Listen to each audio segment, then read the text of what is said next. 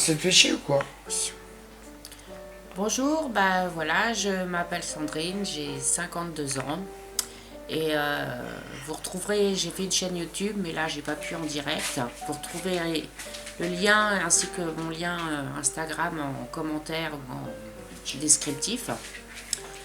Bah voilà, je voulais vous parler de ce qui m'est arrivé d'un cancer. Avant, je travaillais dans les monoprix et je gagnais à peu près 1 200 € par mois. Et après, suite à la naissance de nos enfants, on a voulu avoir une nounou, mais on nous demandait 1 200. Donc en fait, avec mon mari, on a décidé que je resterais à la maison et que je les garderais. Parce que bah, ça nous coûtait plus cher que ce que ça valait, quoi. Du coup, à ce moment-là, quand j'ai arrêté de travailler, je touchais 1 200 € de RSA et de CAF.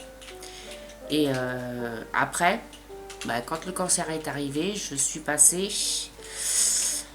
L'hôpital il m'a déclaré en arrêt maladie, enfin en affection longue durée, ça s'appelle. Et du coup, bah, mon RSA il est passé à 400, de 1200 à 400 €. Et en plus, je n'ai pas le droit au chômage parce que je suis en arrêt maladie. Tu veux parler aux gens? Ouais, oui. Bonjour Jérémy, bonjour Curiosité Mystère. Ça va? Coucou Manou. Ah, allez, c'est bon. Bon, je trouve que ça va être dur. Bon, donc. Bah, ça va, merci. Du coup, je sais même plus où j'en étais. Ouais, je disais que j'avais pas le droit au chômage parce que bah, je suis en arrêt maladie. Et tant qu'on est en arrêt maladie, bah, on peut pas chercher de boulot. Donc, on. Oui, je sais, j'ai vu.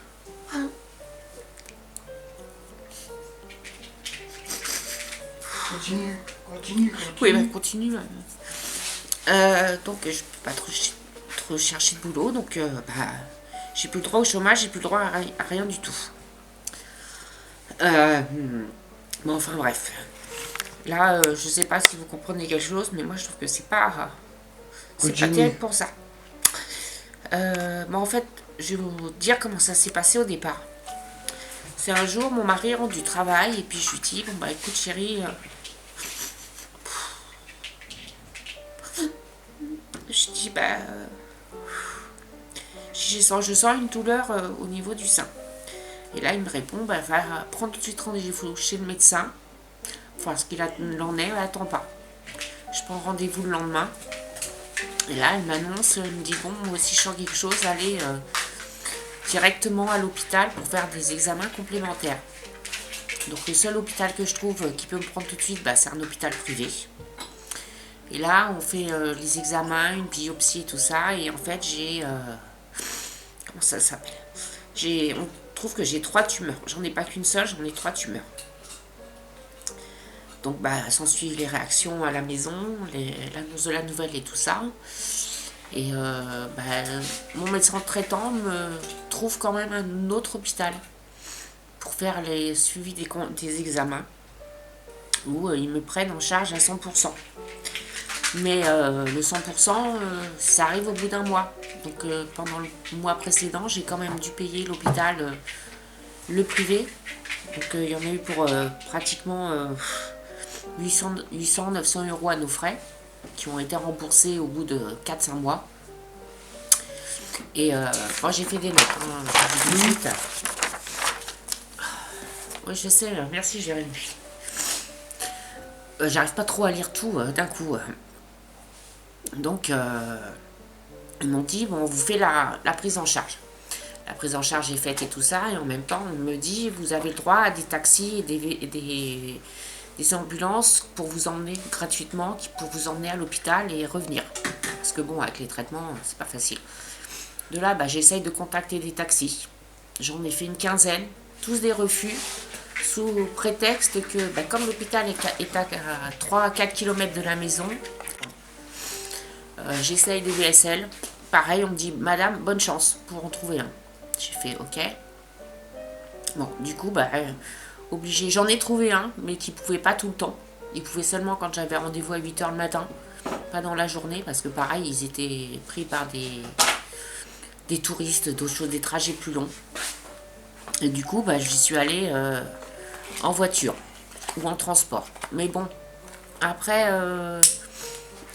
comment ça s'appelle? Après la chimio, l'immunothérapie, enfin tous les traitements qui duraient parfois, j'arrivais le matin à 8 h, je ressortais de l'hôpital, il était 17 h, parce que c'était pas arrivé à temps, ou quoi que ce soit, les traitements n'étaient pas encore préparés et tout. Et ben, quand on reprend la voiture, c'est pas facile, même les transports. Plusieurs fois, il a fallu que... Bon, je m'excuse, hein, là, il me faut un petit truc pour décompresser.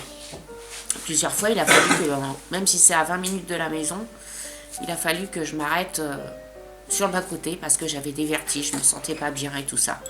Donc, au lieu de mettre un quart d'heure, 20 minutes à rentrer, bah, je mettais une demi-heure, 3/4 d'heure. Merci Jérémy. Ouais, elle s'améliore petit à petit, t'inquiète. Donc, en fait, le 100% pour les transports, ça marche pas si vous êtes en ville et que l'hôpital est juste à côté. Donc voilà. Et c'est quand ils te disent que c'est 100%, en ville c'est pas 100%, c'est 50% de la prise en charge. Vu que les transports, ça veut rien savoir. Et en fait, du coup, vu qu'on a eu beaucoup de mal avec Max, on a ouvert une cagnotte en ligne où il y aura le lien dans le descriptif. Bon, c'est pour aider, ou si vous pouvez ou pas. Bon, comme on dit, on ne cherche pas la pitié ni la charité, mais bon, ça donnerait un petit coup de pouce, parce que bon, des fois, c'est dur. Sinon, à part ça, ça fait maintenant, ça s'est déclaré en mars 2023. Et on subit. Le cancer, il s'est déclaré en mars 2023. 22, oui, pardon, exact. Oui, merci Max. En mars 2022. Et j'ai la chance, c'est que mes filles, ma famille, mon mari, tout le monde me soutient. Et il y a sûrement des personnes pour qui c'est pas le cas. Qui se retrouvent tout seuls et tout ça. Donc s'il y en a qui veulent, après s'ils regardent la vidéo, qui veulent en discuter, il y aura le lien de la chaîne ou sur Instagram, il n'y a pas de souci, on pourra s'entraider, discuter de ça, me contacter pour discuter de ça et tout ça. Ça leur fera peut-être du bien et aussi à moi. Je reprends un peu mon souffle, hein, excusez-moi. Pendant ces 1 an, il y a eu plein de choses qui sont passées, les effets secondaires, la perte des cheveux, l'amaigrissement, les teintes pâles et tout ça. Mais ce qui était le plus dur, c'est la perte de cheveux et que en fait j'ai eu 4 opérations en 5 mois. Parce que j'ai eu des infections à répétition, ça cicatrisait pas et tout ça. Et au bout de cette 4e opération, avec Max et le chirurgien, on a décidé de tout arrêter. Donc on a retiré la prothèse, donc il n'y a plus de prothèse, il n'y a plus rien. Donc c'est pas facile. C'est pas facile. Là, j'ai encore des problèmes de cicatrisation, ça veut pas. Et c'est pas facile à choisir. C'est pas facile parce qu'on sent plus pareil. On n'a plus rien envie de faire. On sent plus une femme. Voilà, on sent plus une femme, on sent plus rien du tout. Mais bon, il fallait le faire parce que sinon, ça aurait jamais cicatrisé. Ça commence seulement un petit peu par petit peu. Et donc voilà, là où ça en est en ce moment, c'est des soins tous les jours. Ça commence seulement à se résorber un petit peu, mais bon, il y en a encore pour facile 3-4 mois avant que puisse encore réfléchir à autre chose, parce qu'ils m'ont dit on repensera à une reconstruction ou quoi que ce soit que d'ici 1 an, pas avant. Donc la peau, parce que bon, j'ai eu la radiothérapie en même temps, donc j'ai la peau toute brûlée, c'est du carton, c'est pas beau quoi. Mais bon, faut... Ça c'est le dernier chose en date. Sinon, il y avait... comment ça s'appelle? Quand c'est pareil au tout début. Ah. Moi. Bah avec Max. Avec Max, sinon non, j'ai vu personne d'autre. Si j'ai une voisine avec qui je discute un petit peu, qui a eu. Bon, son mari a pas eu ça, mais lui même a eu un AVC. Et oui, je sais, Jérémy, merci. Merci, curiosité. Et bon, j'en discute un peu avec elle, mais pour l'instant, j'arrive pas à en parler. J'ai du mal. C'est pour ça qu'il Max m'a un peu forcé à faire la vidéo, à faire la chaîne, pour pouvoir évacuer tout ça. Aider les autres. Et puis aider d'autres personnes qui en ont besoin, s'ils sont dans le même cas que moi, pour faire ça. Donc en fait, bon bah là il y a eu tout ça, et au tout début, le plus dur, c'est la perte des cheveux. Parce qu'on ne veut plus sortir, on se reconnaît pas dans la glace. J'avais chez moi à la maison, j'ai essayé les perruques, mais j'y arrive pas. Ça, je supporte pas. Du coup, j'avais acheté des espèces de bonnets que je mettais tout le temps. Même pour dormir, je ne le retirais jamais à la maison. Les seuls moments où je les retirais, c'est à la douche, quand j'étais toute seule. La honte, quoi. Hein? La honte de quoi? Bah, je sais pas. Donc, je voulais pas qu'il me voit comme ça. C'était dur, pour sortir dehors, c'était pas facile non plus. Même sortir le chien, j'y arrivais plus. J'avais plus la force, plus rien. Oui, c'est ça, c'est de la pudeur. J'avais plus la force, rien du tout. Quand ça a commencé à aller un petit peu mieux, bah, je ressortais avec Max, avec les filles, jamais toute seule. Et j'avais même une canne à un moment, parce que j'arrivais même plus à marcher, tout ça. Mais bon, comment ça s'appelle? Bon, il y avait leur soutien, donc comme je disais, de Max, des filles, de ma famille, des amis. Et même ce qui est étonnant, c'est des commerçants de mon quartier. Parce qu'ils ont vu dès le départ qu'il y avait quelque chose qui n'allait pas. Et au fur et à mesure, ils m'ont vu me dégrader. Et après, bon, revenir après à peu près à la normale. Mais c'était dur. J'ai même eu une période où le petit épicier à la maison m'aidait à porter les courses pour rentrer. Quand je devais sortir toute seule. Ils m'ont proposé plusieurs fois de me ramener les courses, même si c'était pas lourd, hein. Un petit sac de rien du tout. Merci, curiosité. Ils m'aidaient à ramener les courses à la maison. Ils m'ont même dit, quand il y a des gros choses, même si vous êtes à 200 mètres, on vous livre. Et tout ça. Donc déjà, rien que ça fait du bien. Ça fait du bien. Et là, quand ils voient que ça va mieux, ils font, vous êtes en forme aujourd'hui, ça va mieux, est-ce qu'on peut faire quelque chose? Enfin bon, c'est bizarre de la part des commerçants, mais pour ça, ils sont super sympas. Super sympas, donc je voulais leur dire merci. S'ils regardent, ils se reconnaîtront, ils sauront qui c'est. Et bon, donc là... Là, ça va un petit peu mieux. Un petit peu mieux. On a... comment que ça s'appelle? Oui, c'est pour Manon que tu dis ça.